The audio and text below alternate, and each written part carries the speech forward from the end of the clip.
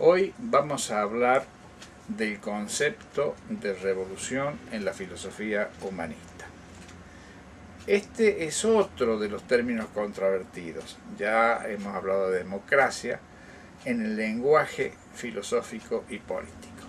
Revolución tiene una definición muy clara y concisa, pero se la usa en forma chabacana, ilícita, o se sostiene el cliché de la violencia como elemento constitutivo indispensable. Para los humanistas, y lo decimos rápidamente para deslindar contextos y conceptos, se confunde la revolución con los procedimientos para la toma del poder. La revolución es la transformación profunda de las estructuras sociales, del orden jurídico, de las relaciones políticas y del modelo económico.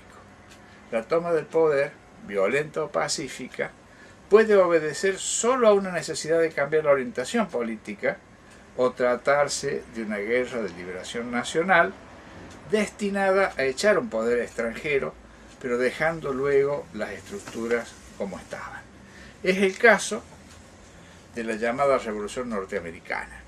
Echaron a los ingleses, pero no varió la economía ni se alteraron las relaciones sociales. Otro tanto se puede decir de las revoluciones en América Latina.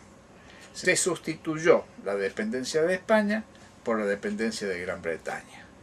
Lamento decir esto, que contradice las lecciones del colegio primario y secundario, pero veamos otros casos.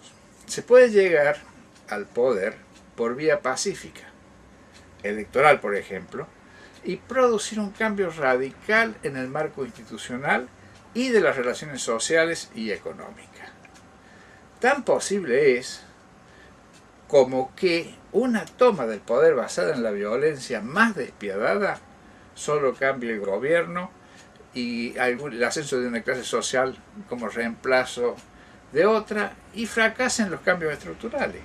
Es el caso de la llamada Revolución Francesa de 1789.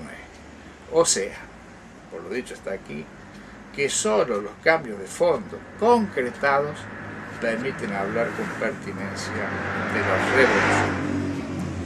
Conclusión: revolución es diferente de la forma en que se obtiene el poder y no va unida necesariamente a violencia, aunque muchas revoluciones hayan comenzado violentamente o hayan debido recurrir a ella, a la violencia, para sostener los cambios y combatir a quienes querían volver al orden anterior. Revolución es, entonces, creo que esto lo escribieron Bobbio y Matteucci, una subversión total del orden establecido. Otra diferencia importante que hay que hacer es diferenciar el inicio de un proceso revolucionario de la revolución misma. El hecho de derribar un gobierno y nombrar otro no tiene nada de revolucionario. Podría ser apenas un golpe de Estado, pero la nueva dirección política puede dar inicio a cambios paulatinos que, junto a una imprescindible acumulación del poder popular, haga posible cambios radicales. Este es un tema para conversar mucho, pero nos interesa dejar en claro algunas cosas y plantear distintas situaciones, aunque sean solo las más probables. Reiteramos, hay algunas ideas sobre las que vamos a insistir. No confundir revolución con el modo, el procedimiento de llegar al poder. La revolución se hace desde el poder y consiste en dar vuelta al orden establecido y crear uno nuevo con el protagonismo mayoritario de las masas. A ese poder se ha llegado generalmente por vía violenta, pero puede ser por métodos pacíficos, por vías pacíficas, por caminos pacíficos como los electorales. No es necesario entonces que sea por la fuerza.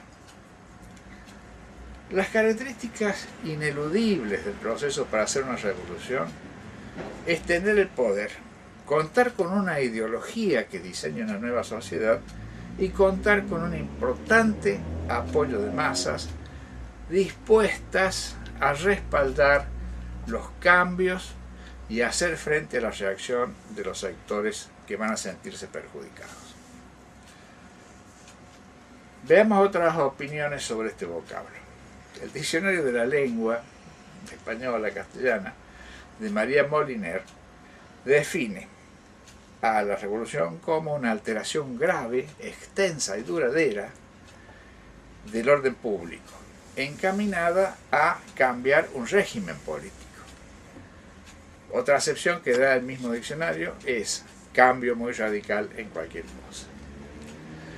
Para los citados Bobbio y Matteucci, como para Herder, Arendt y otros, no me pregunten los nombres ahora porque no los tengo presentes, el concepto de violencia va asociado a revolución, siguiendo las enseñanzas de Carlos Marx. Para Marx, la revolución aparece como un instrumento esencial para que el ser humano sea libre, por cuanto finaliza la etapa de explotación del hombre por el hombre. También es una herramienta válida para llegar a la justicia social y fundamentalmente es el instrumento para el que el ser humano venza la alienación y dé salida a sus potencialidades creativas. El concepto de revolución en este autor es superior a todo lo conocido hasta ese momento, hasta entonces, y no está lejano del humanismo, aunque hay una diferencia importante en el modo de llegar al poder. Los humanistas pensamos que se puede llegar a una posición desde la cual hacer cambios de fondo por vías no violentas.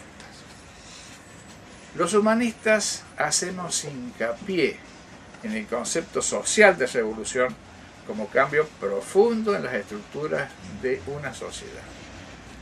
En el libro Carta a mis amigos, Ciro respondía la pregunta de qué revolución hablamos, más o menos en estos términos. Salir del campo de la necesidad al campo de la libertad por medio de la revolución es el imperativo de esta época en la que el ser humano ha quedado clausurado. Las futuras revoluciones, si es que irán más allá de cuartelazos, de golpes palaciegos, de reivindicaciones de clases o de etnia o de religión, tendrán que asumir un carácter transformador, incluyente sobre la base de la esencialidad humana.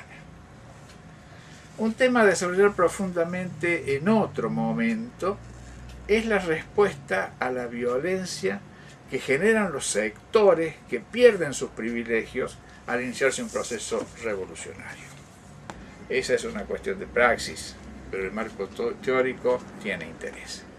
Volviendo al tema de hoy, recomendamos la carta 7 de Carta a mis amigos de Silo y el diccionario del nuevo humanismo. Eso es todo por hoy, seguimos en la próxima.